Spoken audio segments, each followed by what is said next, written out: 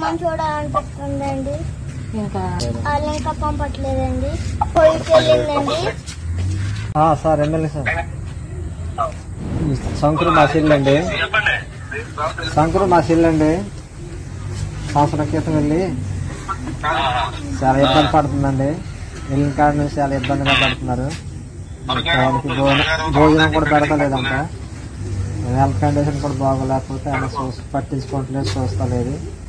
అది మీరే కట్టి సహకరించి ఇక్కడికి రప్పించండి.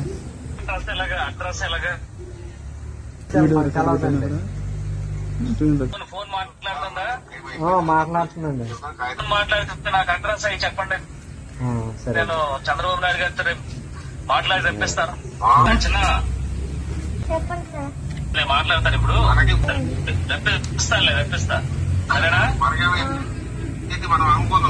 సరే నేను రప్పిస్తా.